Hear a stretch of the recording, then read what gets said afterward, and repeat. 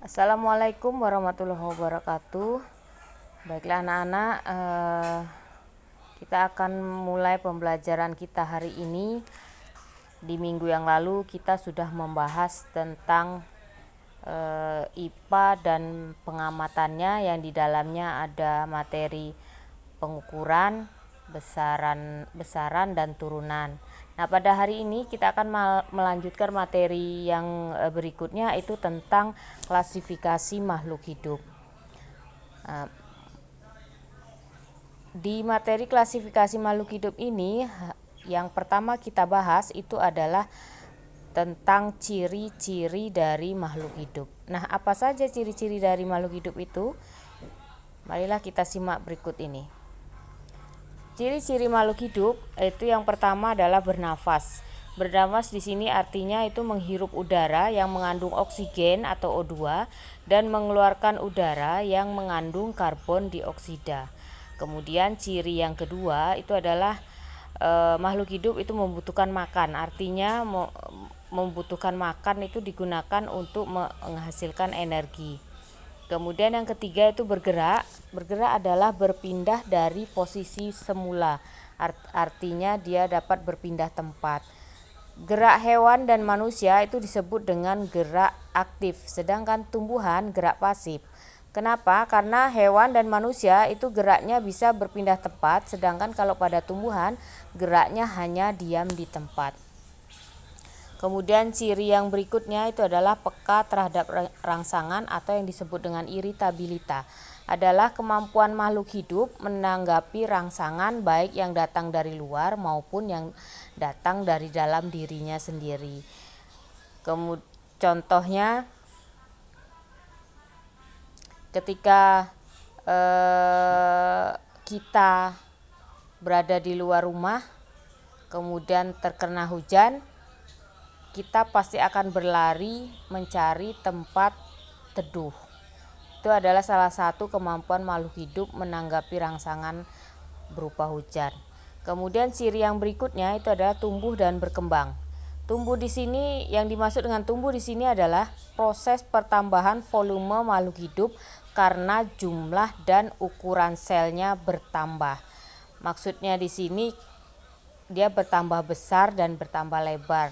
Contohnya kalian dilahirkan oleh ibumu itu pasti dari bayi. Kemudian bayi tumbuh menjadi anak-anak, kemudian anak-anak tumbuh jadi remaja, kemudian remaja menjadi dewasa, dewasa menjadi tua.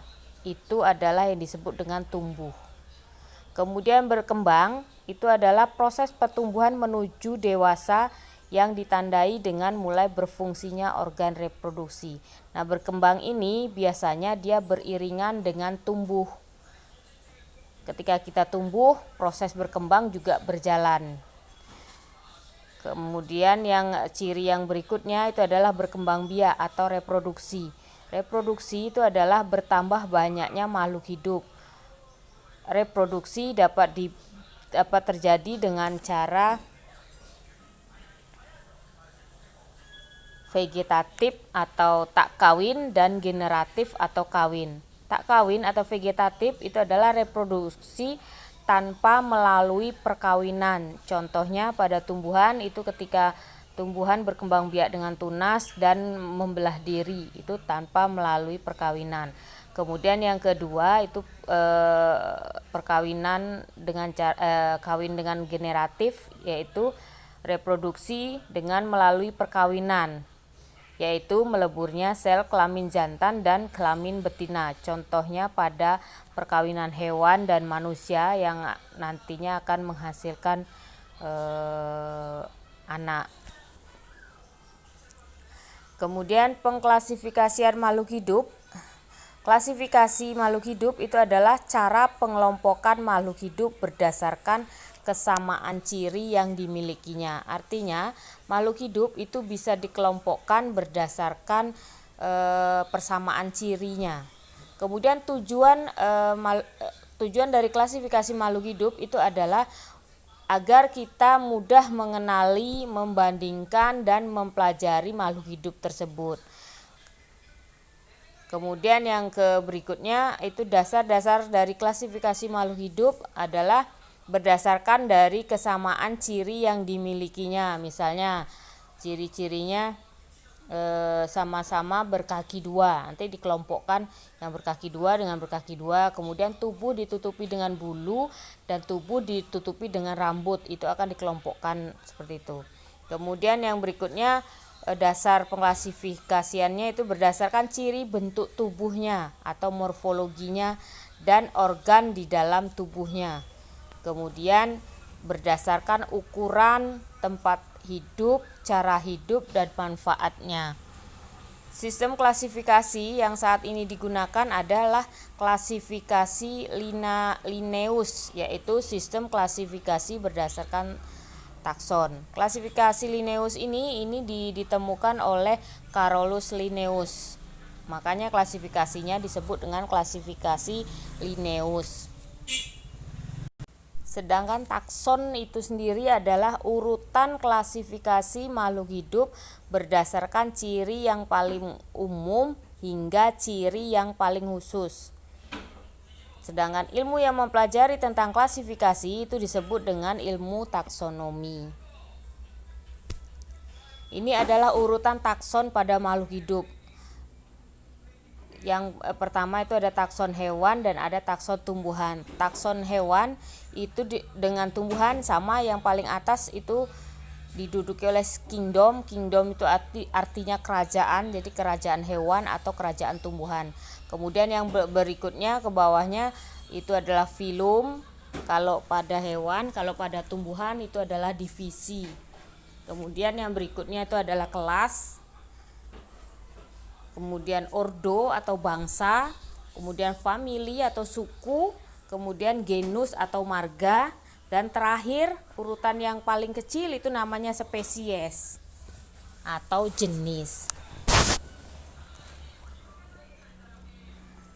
Kriteria klasifikasi tumbuhan itu yang pertama itu berdasarkan organ reproduksinya.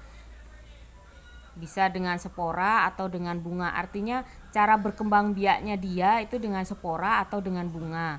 Kemudian yang berikutnya berdasarkan habitus. Habitus itu bentuk tubuhnya. Kalau pada tumbuhan itu bentuknya bisa berbentuk perdu, semak atau pohon. Kemudian berdasarkan bentuk dan ukuran daunnya.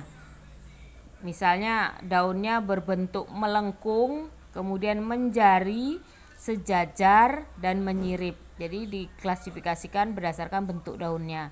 Kemudian berdasarkan cara berkembang biaknya, secara seksual atau generatif, atau secara kawin, atau aseksual atau vegetatif, atau secara tak kawin.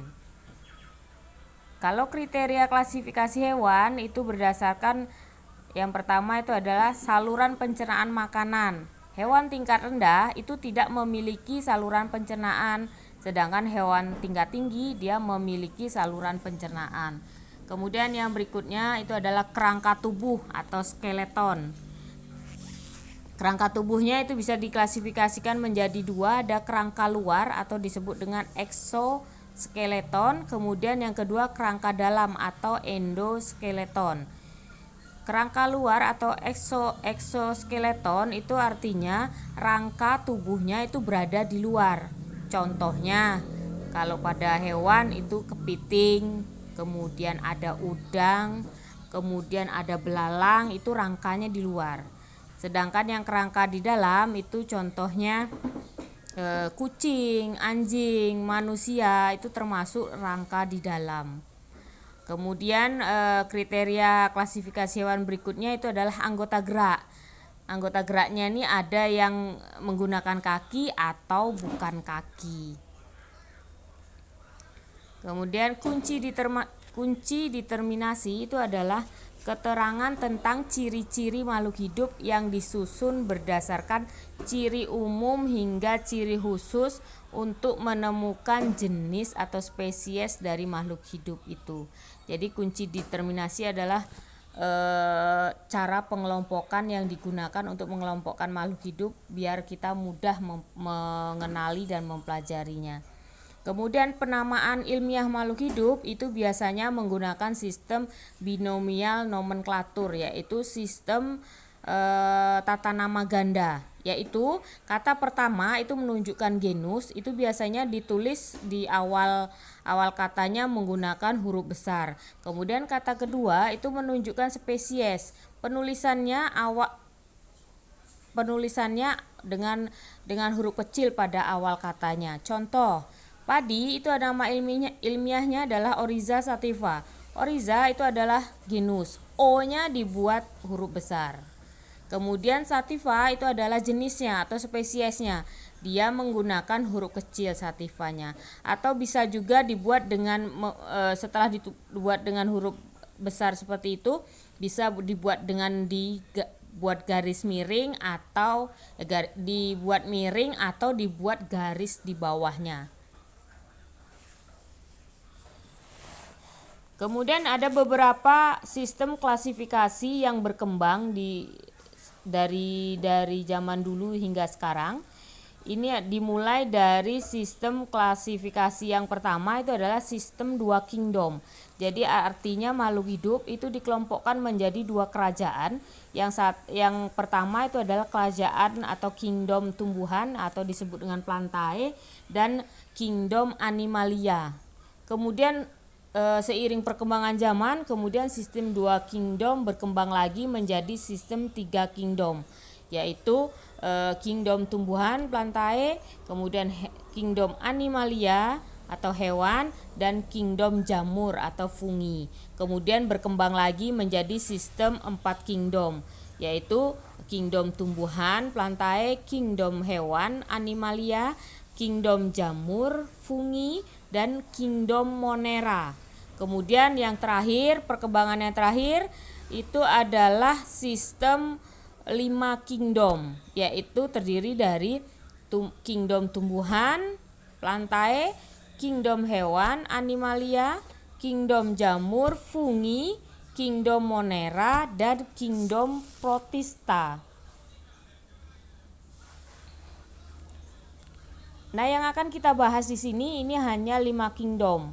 Sistem 5 kingdom yang akan kita bahas. Yang pertama, sistem 5 kingdom yang pertama itulah kingdom Protista. Protista itu adalah makhluk hidup yang memiliki membran inti sel, bersel tunggal atau banyak.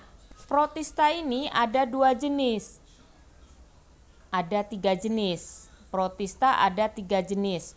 Yaitu yang pertama itu adalah protista mirip hewan atau disebut dengan protozoa.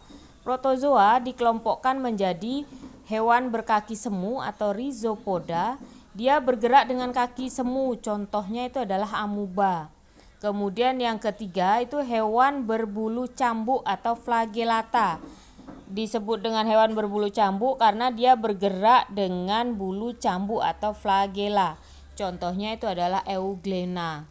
Kemudian hewan berbulu getar atau ciliata itu bergerak dengan bulu getar atau cilianya. Contohnya adalah paramecium. Kemudian yang berikutnya itu hewan berspora atau disebut dengan sporozoa. Hewan ini tidak memiliki alat gerak. Contohnya adalah plasmodium. Plasmodium itu adalah penyebab penyakit malaria. Kemudian yang kedua itu ada protista mirip tumbuhan atau disebut dengan ganggang atau alga. Alga dikelompokkan berdasarkan zat warna yang ada di tubuhnya atau berdasarkan pigmennya. Yang pertama itu adalah alga hijau atau disebut dengan chlorophyta. Dia memiliki pigmen hijau. Contohnya adalah spirogyra dan chlorella. Kemudian yang kedua itu adalah alga merah atau rhodophyta. Dia memiliki pigmen warna merah atau disebut dengan phycoerythrin. Contohnya adalah eucema. Kemudian alga coklat atau phaeophyta, pigmennya adalah pigmen coklat kehijauan yang disebut dengan fucoxanthin. Kemudian contohnya itu adalah sargassum. Terakhir, alga keemasan atau chrysophyta. Pigmennya berwarna kuning kehijauan atau disebut dengan xanthophyll. Contohnya adalah Ochromonas. Kemudian yang ketiga, protista yang ketiga itu adalah protista mirip jamur. Ini dikelompokkan menjadi jamur air atau Oomycota dan jamur lendir atau Mycomycota. Kemudian kingdom yang kedua itu adalah kingdom Monera, yaitu makhluk hidup yang tidak memiliki membran inti sel atau disebut dengan prokariot. Diingat, makhluk hidup yang tidak memiliki inti sel itu disebut dengan prokariot. Dia biasanya bersel satu, contohnya adalah bakteri dan ganggang biru. Bakteri itu dikelompokkan menjadi 4 kelompok, itu ada bakteri batang atau disebut basil, bakteri bola atau kokus, bakteri koma atau vibrio, bakteri spiral atau pear atau disebut dengan spirochaeta. Berikutnya itu adalah kingdom fungi atau jamur. Ciri-cirinya jamur itu jamur memiliki membran inti sel atau eukariot. Kemudian dia tidak berklorofil sehingga jamur banyak yang warnanya tidak berwarna hijau tapi berwarna putih. Kemudian tersusun atas satu sel dan banyak sel. Yang satu sel itu biasanya jamur yang tidak terlihat oleh mata, sedangkan yang banyak sel itu yang bisa kita lihat seperti jamur merang, jamur kuping, jamur apalagi yang enak dimakan itu. Kemudian yang berikutnya itu adalah cirinya itu berkembang biak dengan spora. Jadi jamur berkembang biaknya dengan spora. Kemudian hidup si jamur itu dia sebagai organisme pembusuk atau pengurai atau disebut dengan saprofit, serta sebagai parasit pada tumbuhan, hewan, dan manusia. Jamur diklasifikasikan menjadi beberapa. Ini ada 4 klasifikasi jamur. Yang pertama itu adalah Zygomycota, kedua Ascomycota, ketiga Basidiomycota, dan yang keempat adalah Deuteromycota. Berikutnya kingdom tumbuhan atau Plantae.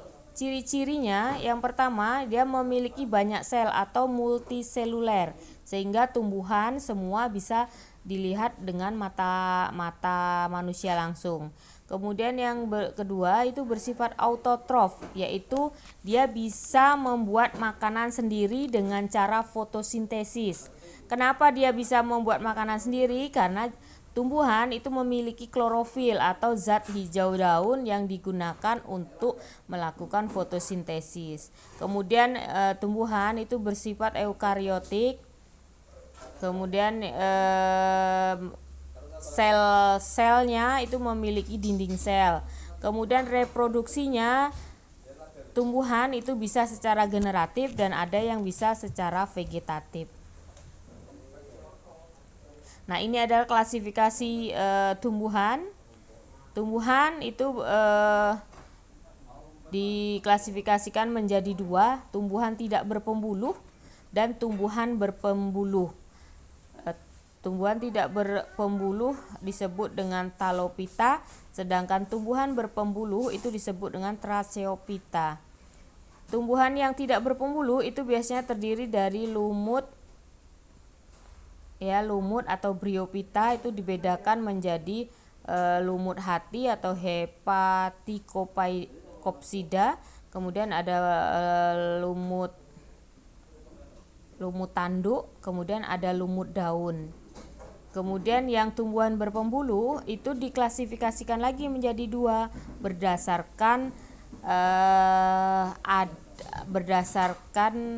diklasifikasikan menjadi 2, yaitu tumbuhan paku dan tumbuhan biji. Tumbuhan paku dibedakan menjadi ini ada 5, silakan dibaca. Kemudian tumbuhan biji atau yang disebut dengan Spermatophyta itu diklasifikasikan menjadi tumbuhan biji terbuka atau Gymnospermae, dan ada tumbuhan biji tertutup atau Angiospermae. Gymnospermae itu diklasifikasikan menjadi Cicadinae, Gnetinae, Coniferae. Sedangkan yang tumbuhan biji tertutup atau Angiospermae itu diklasifikasikan menjadi 2 lagi, itu adalah tumbuhan berkeping 1 monokotil dan tumbuhan berkeping 2 dikotil. Tumbuhan berkeping 1 monokotil artinya bijinya yang tidak bisa terbelah dengan sendirinya.